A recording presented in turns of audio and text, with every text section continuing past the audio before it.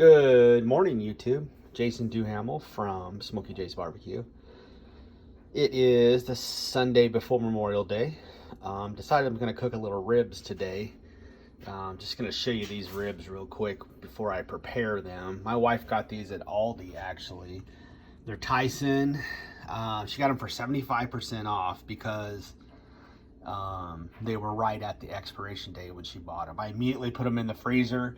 I think they're going to be just fine, but she got these for like $3 a rack, $3 or $4 a rack. I have 4 of them total. I'm only going to cook 2 today. I'm just going to experiment with some rubs again, just have some fun. Not near as nice out as it should be, but I got my homemade rub. I got some Hogs and Heat, which is a local area, and then I bought this from my local meat market. I like this. I'm going to try it out just as a maybe on the rib tips. It's just a smokehouse seasoning. It's salty, smoky. Just playing around today on the grill. I'm going to cook these on my Traeger Lone Star using today I've got Pit Boss Competition Blend pellets. So I'll check back with you. Hey guys, I'm back. Try this view, see how it works.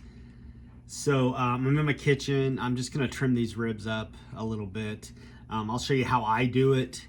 You can leave comments below whether this view is worth doing, but it's the best I can do with my iPhone. I have a little tripod, so. All right. I guess we got the cabinet in there, don't we? Let's do this. So these are full racks of spares. So it means they've got the flap on the back here, along with the rib tips. I always keep paper towels here. So I'm going to cut this flap off first thing.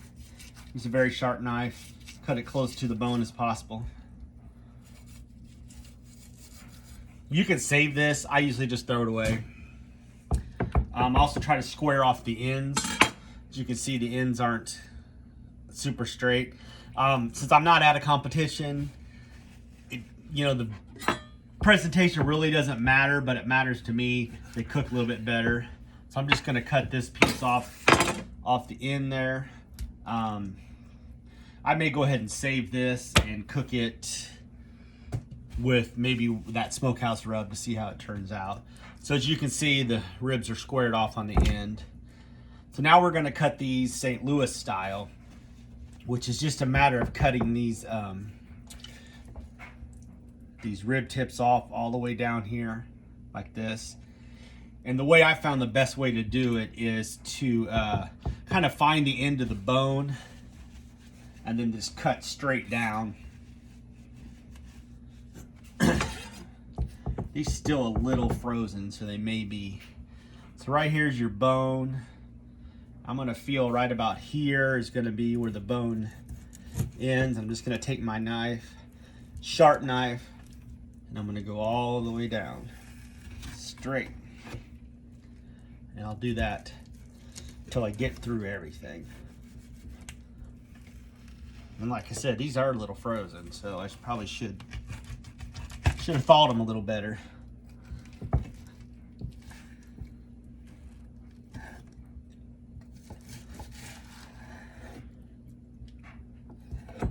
All right.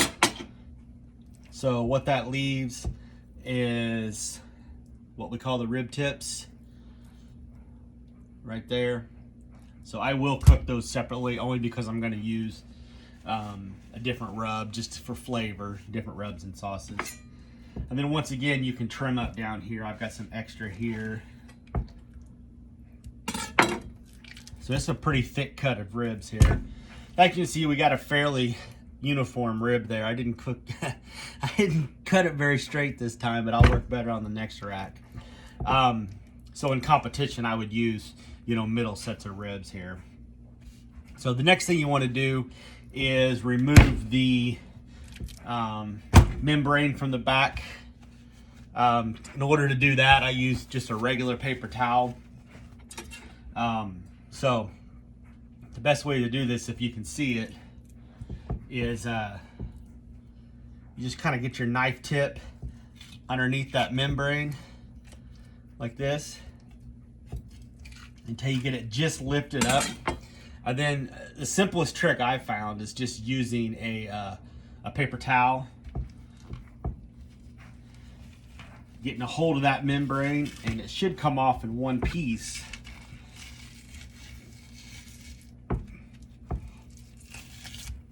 Just like that. It almost came off in one piece. Got a little bit left here. A lot of people are going to show you some special pliers and things like that. A simple paper towel is all I ever use.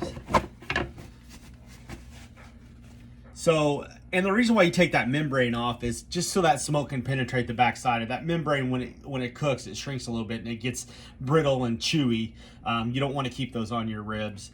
I don't think that there's any other option but to take it off. Some people say it doesn't matter.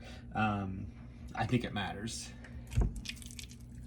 So then from here, I'm just going to trim some of the extra fat off the front. Just anything that doesn't look good off the front side of the rib would be the meat side. Like I said, super sharp knife, real close to the surface of the ribs. A little bit of fat right here, not much. I mean, fat's flavor, but I don't want giant pockets of fat either. I like the fat that goes throughout the meat like this, but don't necessarily like these big pockets of fat. So that's about it on trimming a rib. Like I said, the next time I'll trim it a little straighter.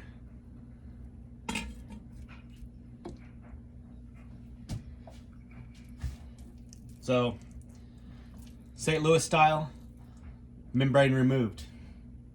I'm going to trim that other rack and then I'm going to go get the smoker lit. All right, I've got the second rack here. We're just going to trim it the exact same way. I'm just going to go ahead and do it. I may not talk to you as much as I do it. But once again, we're going to get this flap of meat off here. And a lot of times you can throw this flap of meat on the smoker and you can add it to your beans. That's one thing I've done before.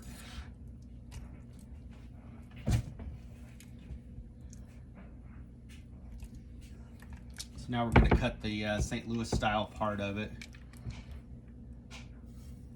I'm just going to try to lightly score it where I want to cut it at. These are thawed a little better, so.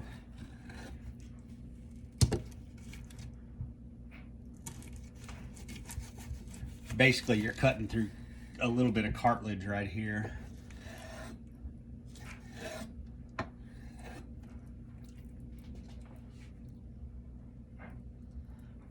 Okay.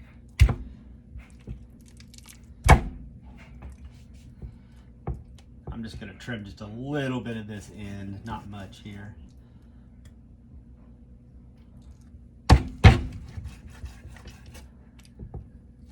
Just to make it uniform. Now we're going to remove the membrane. Like I said, this is a pretty, if you look, it's kind of a blunt tip knife. You can use a butter knife to get in here. If you have a super sharp tip knife, it's a little bit harder to get up underneath, but you just get up underneath the membrane, lift it up off the bone, and then I got my trusty paper towel here. One hand, hold the rack down.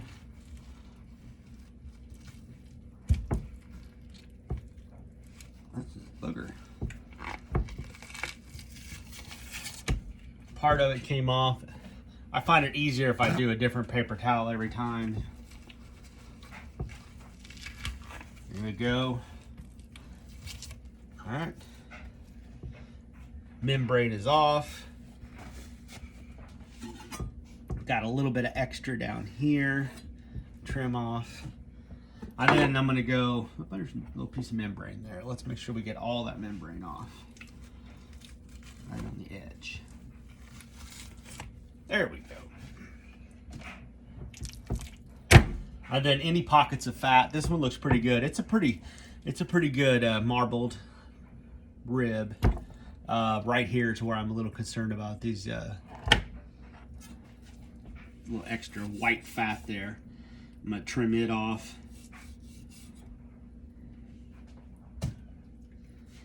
Like I said, you can do what you want with the trimmings. Some people say save them. I don't always cook the rib tips either, but I'm just going to this time just because getting some rub and sauce flavors going. All right, so this rack, pretty uniform, membrane off, flaps off, they're ready to rub. So these ribs are ready to rub. I'm just going to use a couple different kinds of rubs on these ribs. The first one is Hogs and Heat. We talked about that before. This is just from a local grocery store that I get it at. I really like this rub. It's mostly savory, less sweet. So I don't use any binders on my ribs like yellow mustard or anything like that. The ribs are already moist, so the rub should stick to them.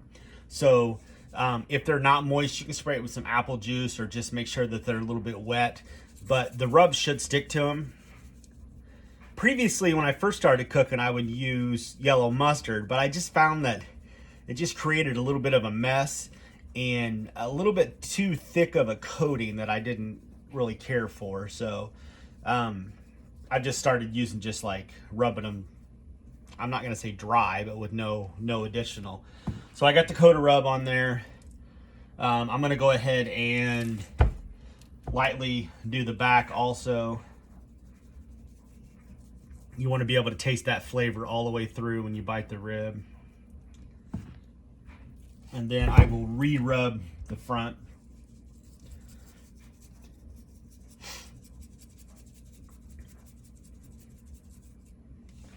So that rack's done. So with this rack, I'm going to use my rub, Smokey J's barbecue rub. And this is more of a sweet rub. So this has sugar, brown sugar, paprika, chili powder, predominantly sugars.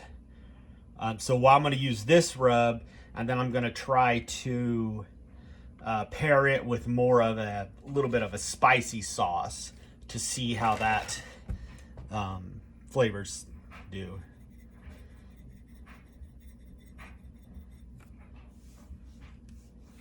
I'm just going to kind of spread this rib out a little bit. I put it on a little thick. Be generous with your rub.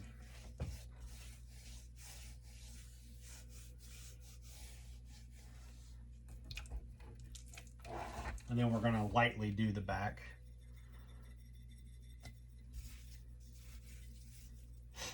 Since I'm using like a little measuring cup, it's a little harder to get it spread evenly, so.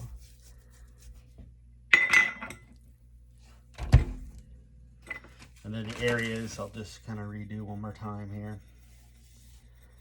And like I said, this is a sugar-based rub. This is my rub. It took me a little while. I've been using it for a while, but there's also a lot of great commercial rubs out there, like I said. All right. So, ribs are rubbed. Obviously, you can see there's two different colors with these rubs, and we'll determine, you know, what happens in the cook process, that what it does to the colors of the ribs. I'm gonna do these rib tips, and I'll probably do them in like the smokehouse seasoning just to see you know, how it tastes as an actual rub, and then we'll get them on the smoker. So we're out here. I'm gonna get my smoker going. This is my Traeger Lone Star. Let's start on smoke settings. Open the lid. Basically, when you start a Traeger, this type of Traeger, you're going to turn it on. The auger starts. Once you start seeing smoke turn out, you shut the lid and then set it to your desired temperature. I'm going to put it on about 250. That's what I'll cook the ribs at. And then if the Traeger doesn't, you know, if it goes a little higher than 250, I may drop it down to 225. And then I'll put the ribs in the bottom rack. And I'll initially cook them for 3 hours without touching them. All right, I'll be back when I put them on. All right, got the ribs about ready to go on. Traeger's running 258. Once I put these ribs on, it will temperature will go down. So here we've got the hogs in heat, and then this one is the Smokey J's barbecue rub.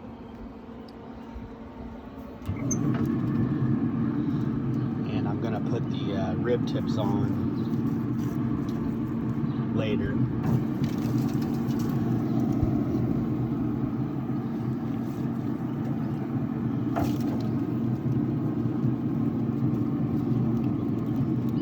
I think I could get, this is a smaller Traeger. I think if I put them vertically, I might be able to get more on there, but I could definitely get a piece of one more rack up there on top of the warming rack. But like I said, we're cooking these with, close this up, Pit Boss competition pellets. I got them at Walmart. I've never used them before, so we'll see what happens. I'm gonna go in and clean my booze board up, and I'll bring the rib tips out, throw them on. We'll be back. All right, we're back. Ribs have been on for, it's a weird view, sorry. Ribs have been on for like 3 hours, so I cook them for 3 hours, no foil, no anything. I just throw them on for 3 hours straight. Next thing we're gonna do is we're gonna butter, just regular old butter. You can use squeeze butter too, but I just use regular butter. Gonna throw some butter on here. I'm also gonna put some honey and brown sugar, and then I'm gonna set the rack right on top of it. This just gives a little bit of extra flavor, something I've always done. So there's the butter down. And then this is just plain old honey. So I put that down, and then I've got brown sugar. Basically, we're gonna steam the ribs a little bit. A lot of people like to put like apple juice inside the foil pack also. I don't do that. I just like just brown sugar butter. And then I'm gonna take the rack of ribs and just basically flip it upside down onto this, and then wrap it up.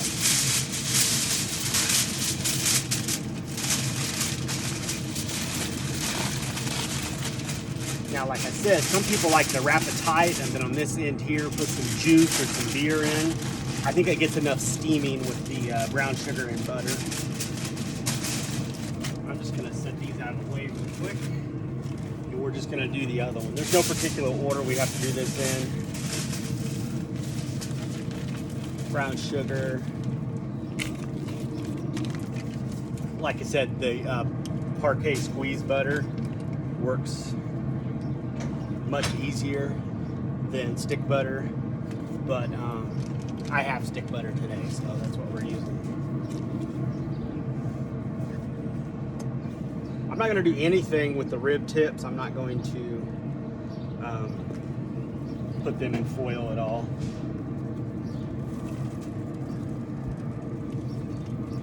Rib. Wrap these nice and tight.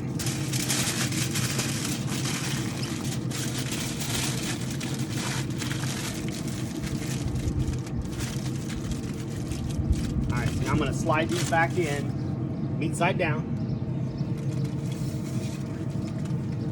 and we're going to cook for another hour. After that hour, I'm going to flip them over, open them up, give them a little sauce, and then probably cook them for about an additional half an hour. So I'll get back. All right, welcome back. So basically what I'm going to do here is I'm going to take the ribs off the smoker. I'm going to unwrap them, put them back on. Usually I do this for about a half an hour. I do want to correct something I said in the last part of the video I said I do 3 hours unwrapped and then 1 hour. That is, I usually do 3 hours and then 2 hours, and then the last is about a half an hour. So it's 3, 2, 1 half is the way I do it. So what I'll do is I'll go ahead and take these ribs out of the foil, put them back on the smoker, probably go about 15 minutes, and then I'm gonna come back and sauce them, and then let the sauce set. So we'll see what these look like. So you know they've been cooking in these, in the apple, excuse me, not apple juice. Been cooking in the brown sugar and honey, and they're already pretty tender, so they're not going to take much longer before they're done. I probably should have done maybe closer to an hour and a half, but for competition I would change that. But for this, you know, we like them fall off the bone. So I'll set this rack aside.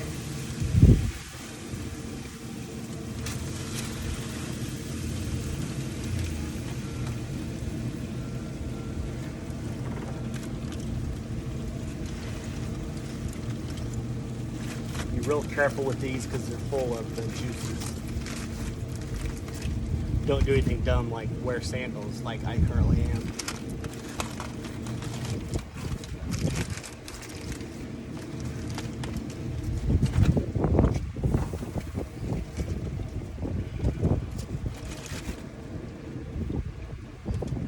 All right, both racks are back on. I'm gonna close it up. I'm probably only gonna let it go another 15 minutes before I sauce. Then be ready to cut them. See you back. All right, so I'm gonna go ahead and sauce these. I'm gonna use 2 different kinds of sauce. So the first one, this is Traeger Apricot. This is a very sweet sauce, just mild apricot flavor. I think it goes good with the sweet rubs. And this is my other one I'm gonna use. This is a combination. It's basically 50% Traeger Apricot and 50% Traeger Texas Spicy. So we're gonna do these together. Gives it a little bit of that spicy flavor. So we'll do the apricot first.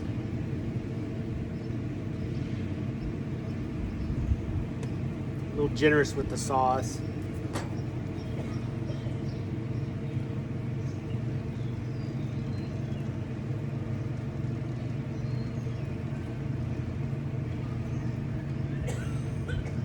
All over the surface of the ribs. And then we're going to do the combination one. Just like this one, because a little bit more heat, a lot less sweet, more like sweet and spicy. As far as my favorite commercial sauces, Blues Hog is probably my favorite commercial sauce. I also like Famous Dave Sweet and Zesty. So I'm gonna pull these off and take them in the house, and then we'll cut them. So here's the finished product. Things I would do different. These are fall off the bone, which for competition is considered overdone. For home, it's good stuff. I also need to sauce it less. I put way too much sauce on it when I did it.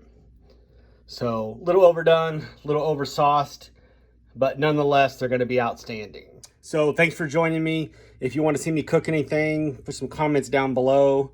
I'm not gonna show you me cutting these ribs because I know they'll fall off the bone. So anything else you want me to cook, let me know, like I said, and thanks for watching.